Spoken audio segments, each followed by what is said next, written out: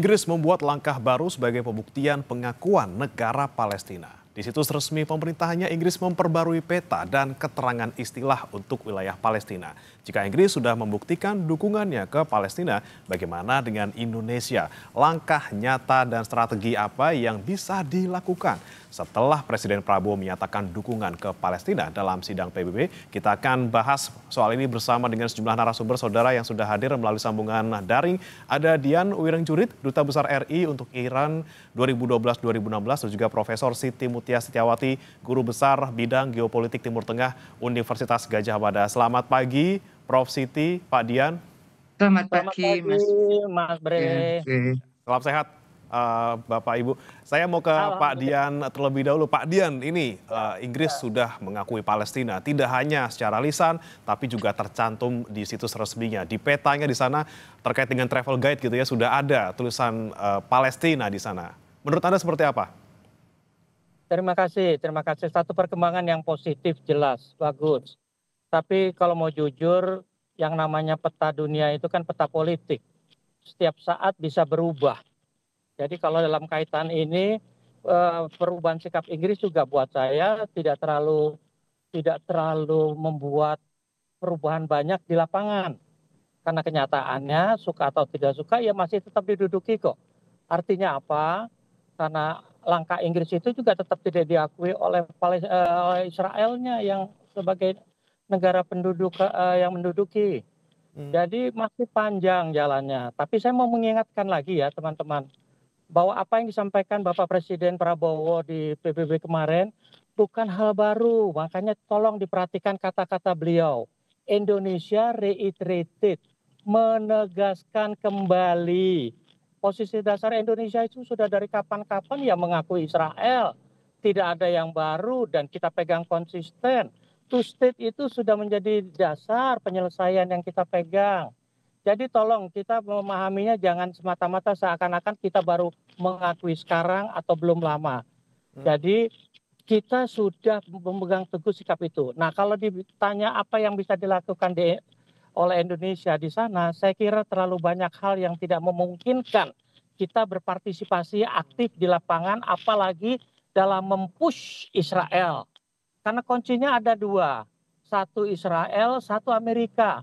Nah selama keputusan politik pengakuan sebuah negara pemegang veto diakui, 4 negara masih belum ada artinya. Amerika harus mendukung. Amerika juga mungkin kalau mengakui, Israel mungkin belum tentu. Artinya di lapangan mereka tetap menduduki dan tetap melakukan perluasan settlement, pembangunan infrastruktur mereka. Jadi masih terlalu panjang. Indonesia buat saya, kalaupun mau membantu dalam lapangan, yang nyata sajalah. Sebatas bantuan kemanusiaan, mungkin masih bisa.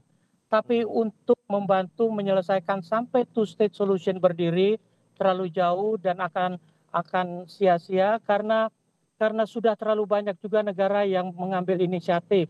Bukan hanya Indonesia yang ingin aktif. Terima kasih. Oke, baik Pak Dian. Tapi kalau saya melihat memang ini kan oke lah sebatas ada di peta gitu ya dari wilayah yang diduduki oleh istilahnya adalah wilayah Palestina yang diduduki, tapi sekarang sudah ada Palestina di sana. Ini kan secara resmi paling tidak Inggris mengakui ada di sana, ada Palestina. Kemudian walaupun di lapangan belum tentu, tapi apakah ini kemudian menjadi salah satu pecutan gitu ataupun salah satu trigger bahwa ini loh salah satu negara sekutu Barat ini juga sudah mengakui, sudah mulai ada titik terang di sana terkait dengan pengakuan Palestina. Terima kasih.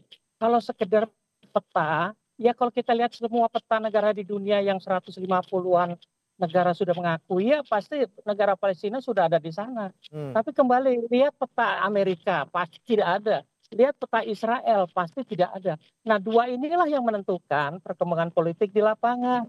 Selama dua negara ini, apalagi Amerika sejauh ini masih belum mau mengakui, apalagi Israel merasa didukung, Amerika masih merasa posisinya kuat, ya selama itu berarti Palestina belum bisa terwujud. Oke, baik. Saya ke Prof. Siti. Prof. Siti, Anda sependapat dengan Pak Dian terkait dengan langkah dari Inggris yang sekiranya kalau di lapangan susah lagi nih ya, kalau misalnya di peta mungkin sudah terlihat gitu ya, Inggris mengakui, tapi seperti apa di lapangan, Bu Siti? Ya, kalau saya ya sesuai bidang saya ya, bidang saya geopolitik. Kalau melihat peta ini, peta West Bank dan Gaza itu menjadi wilayah Palestina seperti tidak mungkin, karena di West Bank itu Israel sudah membangun pemukiman yang masif ya, sudah dibangun, sudah sangat modern di kota-kota itu ya, baik itu Yerusalem Timur maupun saya belum pernah ke sana, tetapi dalam laporan itu Israel itu tidak hanya membangun kota seperti ibu kotanya dulu Tel Aviv, tetapi di West Bank itu masif. Jadi sudah terbangun perumahan Yahudi yang terpisah dengan orang Arab Palestina. Itu yang pertama harus dipikirkan. Sepertinya tidak mungkin dikembalikan oleh Israel. Yang kedua, West Bank itu mengalir Sungai Jordan, Mas. Yang di sana hulunya itu di dataran tinggi Golan dan kemudian berakhir di Laut Mati. Israel itu sangat tergantung pada sungai itu untuk listrik dan pertaniannya, sehingga tidak mungkin itu dikembalikan kepada Palestina. Dan menurut berita itu juga 60% listrik Israel itu sangat tergantung pada Sungai Jordan itu, sehingga ini secara kondisi geografis dan kemudian kebijakan politik seperti tidak mungkin. Kalau Gaza sudah porak-poranda sekarang. Kalau dalam peta itu kan yang akan dikembalikan adalah West Bank dan Gaza. Gaza itu sudah sudah hancur lebur. Masa mau dikembalikan ke Palestina? Nah, ini juga tidak mungkin kan kemudian dikembalikan dalam keadaan seperti itu. Jadi two-state solution itu harus diikuti dengan solution yang berikutnya. Ingat bahwa pengakuan negara-negara itu hanya pengakuan Palestina sebagai negara. Ya, saya juga di tempat lain mengatakan bukan Palestina sebagai negara yang berdaulat. Nah, kalau sebagai negara kemudian tujuannya langkah berikutnya adalah negara yang berdaulat. Negara yang berdaulat itu harus punya teritori dan penduduk serta pemerintahan yang sah. Ya, jadi Indonesia tetap bisa berperan tanpa mengorbankan banyak hal. Kalau di PBB itu kita mendorong langkah berikutnya adalah two state solution itu segera diwujudkan wilayah yang jelas, yang clear gitu, yang diakui oleh semua negara. Jadi pengakuan Palestina sebagai negara itu masih sangat awal, masih istilahnya masih mentah. Kan nanti masih dibicarakan lagi di Majelis Umum PBB untuk dimintai persetujuan di Dewan Keamanan PBB. Nah, ini tapi sudah langkah lebih bagus ya, artinya ada kemajuan bahwa di seluruh dunia itu orang mengibarkan bendera Palestina ya, itu sudah secara moral itu dukungan yang bagus. Tetapi berikutnya juga harus kemudian Presiden punya konsep apa itu two state solution penyelesaian selanjutnya. Oke. Gitu, Mas. Ya, Prof Siti, tapi kalau misalnya tadi Anda sampaikan bahwa nggak mungkin di West Bank kemudian diserahkan gitu ya, kalaupun mau menyerahkan Gaza juga sudah hancur lebur. Tapi seperti apa nih Prof seharusnya yang mungkin harusnya dimiliki oleh Palestina, karena dari peta tahun 1946 saja itu sudah menyusutnya luar biasa sampai tersisa hanya West Bank dan juga Gaza. Kemudian yang paling masuk akal ketika nanti memang Palestina sudah menjadi negara, wilayahnya di mana saja yang bisa diakui sebagai Palestina? Ya, itulah kesulitannya ya. Kalau melihat petanya itu ya, kalau saya lihat dari kajian-kajian semua itu tidak mungkin, tetapi kalau ada gerakan internasional mungkin nasionalisasi ya. Seperti dulu kan perusahaan-perusahaan Belanda yang di tempat kita sudah mengakar gitu. Kemudian ada tindakan nasionalisasi yang itu dialihkan kepada pemerintah baru Indonesia. Jadi ada istilahnya nasionalisasi, terutama tempat pemukiman itu kemudian diserahkan kepada Palestina. Tapi perhitungan saya apa mungkin begitu ya. Jadi ini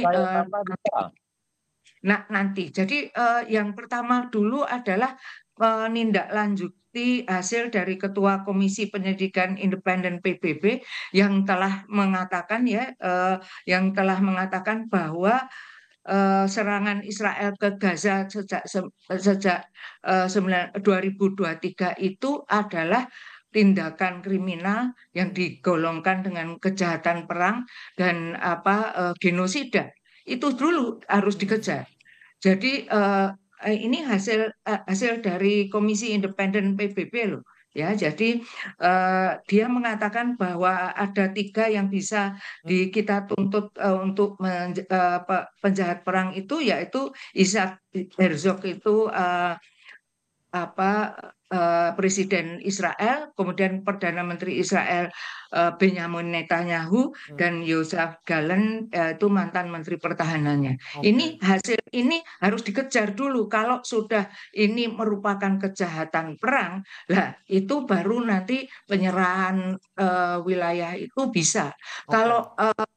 Kalau menanggapi Donald Trump tadi ya dalam pidato tadi mengatakan kita tidak mengakui karena ini berarti memberi peluang pada Hamas dan harus ada tindakan pelepasan tawanan perang oleh Israel begitu ya. Apa tidak ingat itu Donald Trump? Sebetulnya kan tawanan perang itu hasil dari gencatan senjata tahun lalu itu sudah dilakukan bertahap dan ada 30 orang sekian ya lebih saya saya lupa tapi 30 orang kan jumlah tawanannya itu kira-kira 200. Sudah dilepaskan 30 dan Hamas bilang akan dilepaskan secara bertahap. Tapi ketika proses itu kemudian Israel kembali menyerang dan mencederai gencatan senjata sehingga pelepasan tawanan perang itu berhenti. Jadi proses-proses ini dulu yang dilakukan. Dia kejahatan perang, kemudian proses gencatan senjata permanen ya, yang kemudian pemulangan juga saya setuju pemulangan tawanan itu, tetapi Israel juga harus mentaati gencatan senjata yang sifatnya harus permanen. Oke, kalau menurut Pak Dian, setuju Pak Dian, kita kalau misalnya ngomongin soal two state solution ini terlalu jauh gitu ya, lebih baik ya kita ngomongin dulu soal kejahatan perang, kemudian gencatan senjata dan juga pelepasan sandera seperti itu. Kalau saya agak dibalik. Pelepasan sandera segala macam bisa kemudian, tapi begini loh, Gaza itu hancur, tepi barat itu sebagian hancur, buat saya itu tidak masalah karena yang penting wilayah itu diakui dulu menjadi Palestina. Pembangunan kembali itu seperti Perang Dunia Kedua atau apapun, ada bisa baca program internasional. Marshall Plan itu membangun kembali yang runtuh, tapi negara-negara yang hancur itu tetap utuh negaranya, batasnya jelas. Nah, kalau sekarang kemudian ada masalah, masih ada sisa-sisa masalah, ada tawanan perang, ada penjahat perang, itu biar urusan kemudian. Kalau saya begini, Komite PBB, jangankan Komite PBB independen, negara anggota PBB dalam sidang umum sekalipun keputusannya tidak mengikat. Jadi siapa yang akan peduli dengan keputusan Komite PBB independen? Sama sekali tidak ada, karena yang pasti Amerika dan Israel tidak mengakui. Tapi catatan saya kedua, tolong diingat, pengakuan kepada sebuah negara belum berarti pembukaan hubungan diplomatik. Pembukaan hubungan diplomatik masih lama, masih mempunyai proses. Inggris pun belum tentu akan segera melakukan pembukaan hubungan diplomatik. Dan kalaupun pembukaan hubungan diplomatik terjadi yang ketiga, belum tentu akan ada pertukaran diplomat dalam bentuk pembentukan kedutaan besar. Jadi buat saya nomor satu memang pengakuan bagus. Artinya wilayah two state itu Inggris sebagai pemegang veto sudah semakin mendekatkan kita. Sekarang tinggal upaya dunia.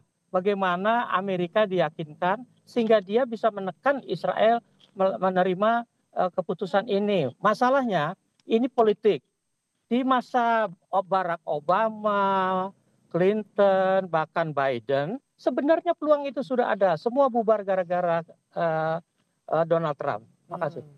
Oke, saya mau ke Prof. Siti lagi. Prof. Siti, Anda melihatnya benarkah memang ini gara-gara Donald Trump kemudian yang tadinya sudah ada progres menuju ke yang kita inginkan bersama kemudian menjadi runtuh gitu. Walaupun memang dari beberapa perkataan dari Donald Trump di sidang PBB gitu ya, dia juga mendukung perdamaian gitu walaupun tidak mau mengakui sebagai negara Palestina seperti itu.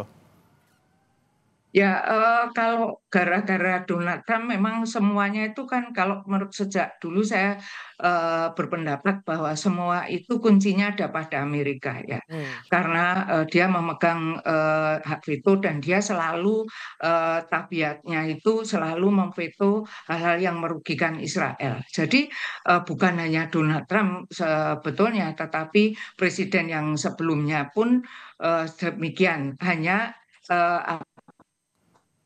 mungkin grade-nya yang agak kurang ya. Dia kan dari Partai Republik. Partai Republik selalu keras dan selalu sangat sangat mendukung Israelnya itu tanpa batas, unconditional ya, tanpa syarat dan lain sebagainya. Kalau Partai Demokrat itu masih mending ya. Kalau saya lihat Partai Demokrat, apalagi di bawah Barack Obama dulu, Barack Obama keras terhadap pembangunan pemukiman karena itu tidak sah dari hukum internasional gitu. Nah, saya tidak tahu apakah Donald Trump itu juga mengikuti apa bagaimana terbentuknya negara Israel dan bagaimana penderitaan bangsa Palestina ya. Jangan-jangan dia tahunya itu cuma dilapori saja bahwa Hamas itu adalah tokoh teroris yang tidak bisa lagi ditolerir. Dia tidak menyadari bahwa Hamas itu bisa bergaris keras karena Israel yang terus menerus keras. Jadi kan memang ini satu penyelesaian yang tidak gampang ya. Nanti pemerintahan yang berdaulat itu memang siapa yang mau berkuasa, Hamas ataukah Fatah begitu.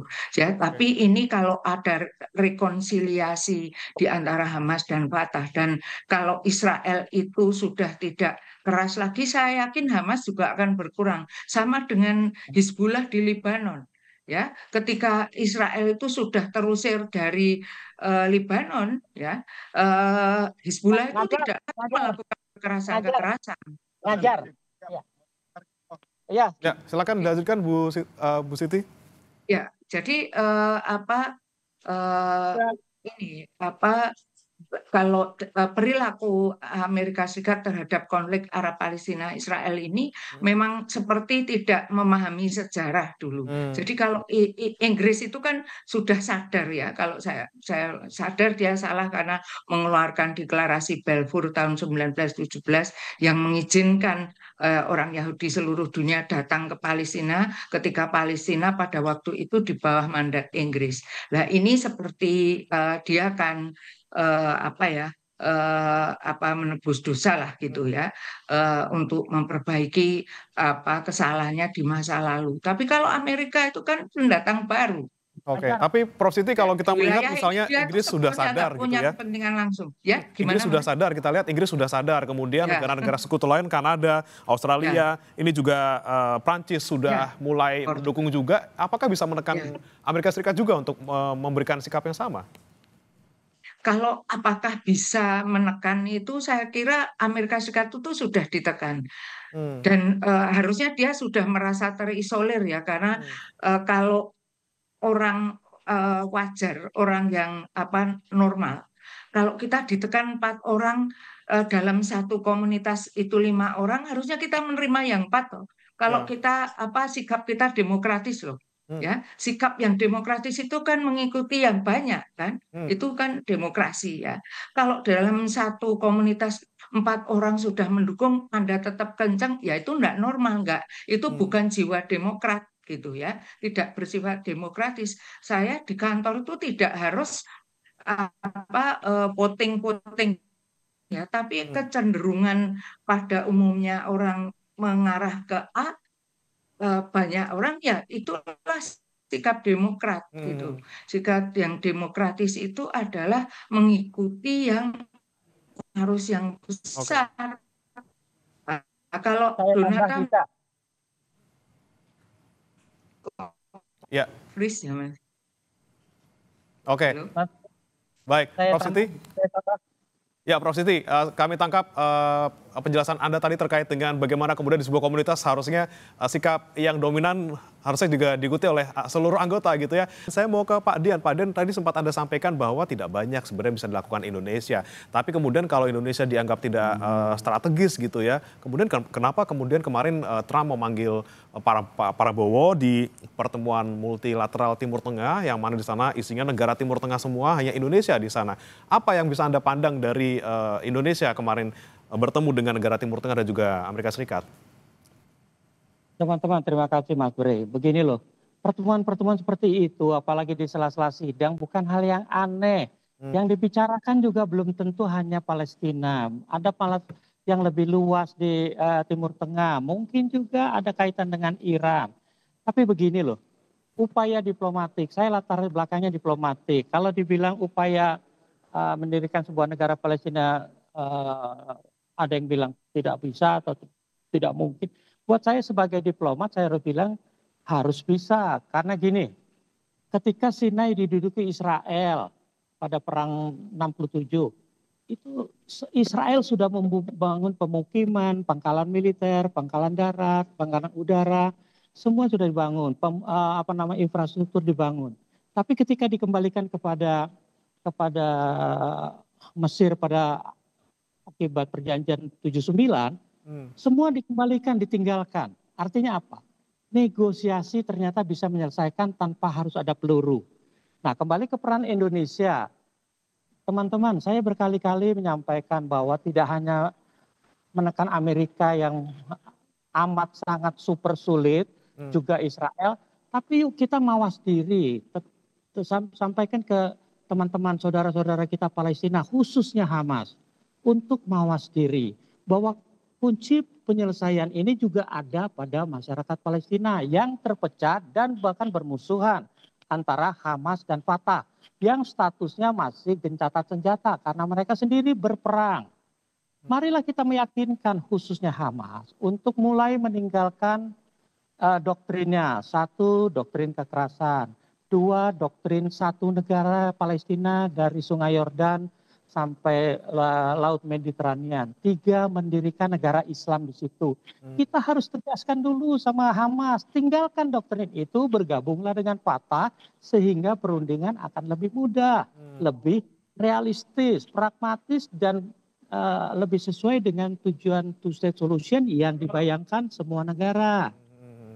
Oke, dibandingkan kemudian mengandalkan dukungan ataupun juga pengakuan dari eksternal, konsolidasi internal juga perlu dilakukan gitu ya, supaya Betul bisa mencari sekali. solusi seperti itu. Mas Bre, Baik. Mas Bre, sorry, Ya. tambah sedikit.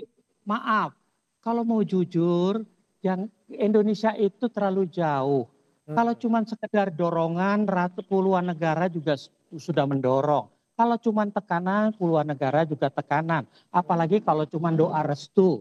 Yang ada harus langkah konkret, khususnya dalam hal ini penyelesaian internal Palestina. Oke. Penyelesaian internal ya yang kemudian jadi pintu masuk yang paling utama gitu Pak Dian. Tapi Prof. Siti, Anda setuju kalau peran Indonesia terlalu kecil sebenarnya kalau untuk terkait dengan konflik Israel dan juga Palestina? Sebetulnya kecil atau besar itu yang penting adalah sikap mendukung kita ya. Jadi itu yang akan dinilai. Jadi dukungan kita terhadap Palestina merdeka itu sudah memberi identitas politik luar negeri kita yang pro pada perdamaian, pro pada keadilan, pro pada kemerdekaan yang sesuai dengan pembukaan Undang-Undang Dasar 1945. Itu identitas itu penting. Jadi orang tuh melihat Indonesia itu seperti apa sih? Jadi masalah Palestina ini membuat Indonesia jadi terkenal kan, gitu. Kita sudah tenggelam dengan masalah-masalah Laut Cina Selatan,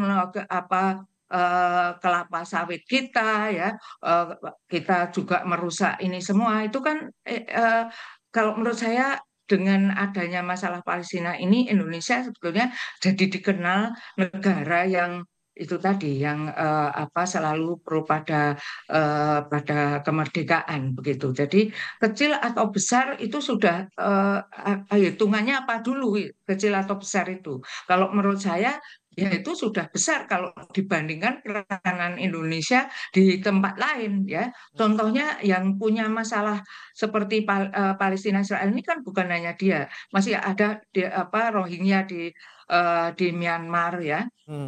Kemudian masalah juga kelompok Islam di Cina ya, masih banyak tempat lain, belum negara-negara Afrika ya yang mereka juga sedang perang di antara mereka. Itu kan kita konsentrasi ke Palestina. Nah, menurut saya itu sudah besar gitu. Dan itu sudah memberi identitas, sekali lagi identitas politik luar negeri Indonesia yang kemudian menjadi terkenal gitu, kalau menurut saya. Oke, tapi kalau menurut Anda Prof. Siti, dengan Pak Prabowo kemarin bilang bahwa siap mengerahkan 20.000 tentara, bahkan lebih gitu, tidak hanya untuk Palestina, tapi juga untuk negara-negara lain yang berkonflik di Timur Tengah. Menurut Anda seperti apa? Itu mungkin yang dimaksud pasukan perdamaian ya Mas, bukan Saya kira tentara ya. Mas Kalau Bre, pasukan perdamaian itu kita sudah lama tergabung. Mas Bre, salah salah Setahu saya tafsir. tidak Ya, berbiaya. Jadi itu ya, Prof. Siti bisa dilanjutkan terlebih dahulu, nanti baru ke Pak ya Dian. Silakan Prof. saya kira itu ya baik. Ya, Baik. jadi pasukan perdamaian itu kita sudah aktif sejak dulu, memang tidak hanya di Timur Tengah, tapi di negara-negara Afrika juga ya. Jadi Hmm. penyumbang terbesar dalam pasukan perdamaian. Yang saya sangat tidak setuju dengan Pak Prabowo adalah janji untuk mengakui kemerdekaan Israel. Oke. Kalau Israel itu mengakui eksistensi Israel, kalau Israel juga mengakui Palestina, sebaiknya tidak dikatakan itu karena Hmm. menegasikan yang telah kita dukung gitu. Oke, oke, Pak Dian silakan Pak Dian, tanggapannya Pak Dian. Satu, mengenai peacekeeping, Mas, kayaknya halayak mungkin salah paham ya. 20.000 itu bukan kesiapan kita mengerahkan 20.000. 20.000 itu total pasukan kita yang sudah dikirim ke dalam rangka partisipasi peacekeeping force di berbagai negara hingga saat ini. Hmm. Tolong jangan disalahpahami. Kedua, kalau masalah besar kecil tuh begini. Buat saya, kalau dibilang kita jadi menonjol di kancah internasional gara-gara sambutan Prabowo, dengan segala hormat kepada Bapak Presiden kita, tidak ada yang istimewa, semua negara. Kita hanya heboh di dalam negeri kita. Seakan-akan kita memberikan gaung yang luar biasa kepada masyarakat internasional. Padahal itu gaung itu sudah dari kapan-kapan kita perjuangkan. Masalahnya kita saja dengan era media sosial ini heboh di dalam negeri. Pidato Pak Presiden Prabowo atau berita Pak Presiden Prabowo tidak ada headline di masyarakat internasional. Hanya dikutip bahwa Indonesia setelah 10 tahun tampil lagi. Tapi tidak ada kaitan dengan Indonesia jadi terkenal, Indonesia jadi menonjol. Tidak ada. Semua hal berlangsung seperti biasa. Terima kasih. Oke, Pak Dian, yang ingin saya tanyakan lagi tadi terkait dengan pernyataan Prof. Siti yang menyoroti soal pernyataan Pak Prabowo yang bilang soal kemerdekaan Israel. Jadi Pak Prabowo bilang bahwa Indonesia akan mengakui Israel jika kemudian Israel juga mengakui Palestina. Apakah ini kemudian menyatakan pergeseran sikap sedikit dari Indonesia terkait dengan sikap ke Palestina? Maaf, tidak sama sekali. Itu posisi dasar Indonesia. Itu posisi dasar Indonesia dari berpuluh tahun yang lalu, bahwa kita hanya akan mengakui Israel yang sudah eksis dan menjadi anggota PBB, artinya sesama anggota PBB, kalau Israel mengakui Palestina. Itu sudah posisi dasar. Jadi kalau ada pernyataan kayak kemarin, posisi Saudi seperti itu, bukan hal yang baru juga. Itu posisi umum yang berlaku di antara negara-negara anggota PBB. Bahwa dalam kasus Palestina, negara-negara seperti Indonesia, Malaysia itu masih tegas sikapnya. Akui dulu Palestina oleh Israel, baru kita mau mengakui. Tidak ada yang aneh dengan itu. Itu posisi dasar. Terima kasih. Oke, Prof. Siti, menurut Anda seperti itukah juga memang sudah sikap kita dari dulu, tapi kemudian menjadi pertanyaan ataupun menjadi ya. sentilan? Kalau dukungan kita, ya. kalau dukungan kita itu purely untuk Palestina, ya konsentrasi dulu kepada Palestina. Tidak, diplomasi itu kan soal harus mengatakan yang benar, tapi tidak semua yang benar dikatakan gitu. Jadi memang ya kita mungkin akan mengakui Israel, tapi nanti nggak perlu dikatakan supaya dukungan kita terhadap Palestina itu bisa utuh gitu. Dan kita kan juga berhadapan-hadapan dengan negara-negara Arab yang sudah menganggap kita bukan akan ya, yang menganggap kita itu pendukung setianya kemerdekaan Palestina. Kemudian dengan pernyataan itu seperti tidak diplomatis kalau menurut saya. Itu Oke. saja, dari ilmu saya itu tidak diplomatis. Tambahan saja Silakan. ya, tambahan satu. Dari 54, maaf, kedengaran? Ya, silakan Pak Dian. Teman-teman, negara OKI itu lebih dari setengahnya sudah mengakui Israel tanpa mengganggu soliditas organisasi OKI sendiri.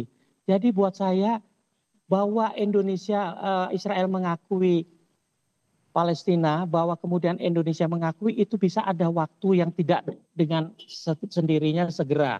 Semua pertimbangan sudah ada di meja pemimpin-pemimpin kita di Kemlu maupun Presiden. Jadi tolong diingat, pengakuan Israel terhadap Palestina sebagai syarat pengakuan kita terhadap Israel tidak dengan sendirinya harus segera. Saya diplomat, saya tahu apa yang namanya diplomasi. Bahkan tadi saya sudah katakan, Inggris sendiri sudah mengakui tapi belum tentu membuka hubungan diplomatik. Artinya masih panjang prosesnya. Proses kita juga mengakui Israel pasti masih panjang walaupun Israel sudah mengakui. Masalahnya satu, butuh kesulitan pada Palestina sendiri supaya punya citra yang baik terhadap negara-negara yang belum mengakui mereka, termasuk kita. Hamas itu banyak negara mengakui sebagai teroris, tapi kalau saya pribadi, apapun sebutannya, buat saya ideologi menggunakan kekerasan itulah yang akhirnya mengorbankan Gaza. Jadi bukan cuma masalah dunia internasional, tapi internal juga harus mau mengakui bahwa Israel sebuah keniscayaan, bahwa pengakuan terhadap Palestina memang yang paling utama, bahwa kita kemudian juga akan mengakui tidak juga aneh karena sebagian besar negara Liga Arab atau OKI sudah mengakui tanpa bikin heboh. Terima kasih. Baik. Terakhir saya ke Prof. Siti, singkat saja Prof. Siti, apa yang kemudian bisa Indonesia lakukan sekali lagi? Tidak hanya mungkin berbicara di sidang PBB, tapi juga apakah kita perlu lagi-lagi hanya bantuan saja yang kita bisa kirimkan ke Palestina untuk kondisi seperti ini? Ya, melanjutkan yang telah kita rintis, Mas. Jadi bantuan itu kan juga besar ya. Bagi Indonesia itu sudah besar. Kita membantu Palestina capacity building-nya. Kemudian kita juga sudah mempunyai konjen khusus di Ramallah gitu ya. Itu dilanjutkan, diteruskan. Kemudian ya dukungan-dukungan itu memang dukungan politik itu dengan cara di PBB memberikan dukungan tetap memberi dukungan secara konsisten gitu. Ya kalau mengikuti negara Timur Tengah lain yang juga sudah mengakui Israel, mereka itu mempunyai kepentingan khusus dengan Israel itu bagaimanapun kan di wilayah mereka ya. Sehingga kadang-kadang seperti Jordan itu kan berbagi perbatasan dengan Israel sehingga dia harus mengakui ke eksistensi Israel. Itu memang ya. Jadi apakah politik luar negeri kita juga akan ikut-ikutan begitu? Padahal kepentingan kita beda gitu ya. Itu silahkan, karena kalau saya kan memang menganalisisnya dari apa yang telah dilakukan oleh pemerintah ya. Saya tidak punya otoritas untuk membuat kebijakan itu, tetapi hanya sekedar menilai kebijakan itu yang selama ini peranan pemerintah Indonesia maupun masyarakat Indonesia tidak di bawah naungan pemerintah itu sudah besar dalam mendukung Palestina baik secara politik maupun secara moral maupun secara bantuan ekonomi. Itu sudah menunjukkan solidaritas yang luar biasa. Itu solidaritas itu penting sehingga itu saja yang dipertahankan kalau perlu juga ditingkatkan. Oke, Gitu. seberapapun dukungan kita, baik kecil maupun besar, paling tidak menunjukkan sikap politik luar negeri kita, dan juga kita harapkan juga sedikit banyak gitu ya, memberikan dukungan juga terhadap dunia internasional untuk kemerdekaan Palestina. Walaupun masih jauh untuk sebagai negara berdaulat, paling tidak ini menjadi permulaan gitu ya, untuk bisa mengakui negara Palestina sebagai negara yang berdaulat. Terima kasih Prof. Siti Mutiastiawati, Guru Besar Bidang Geopolitik Timur Tengah UGM, dan juga Pak Dian Wirengjurit, Duta Besar Indonesia untuk Iran 2012-2016 sudah bergabung bersama kami di Sapa Indonesia Pagi. Selamat pagi. Terima kasih.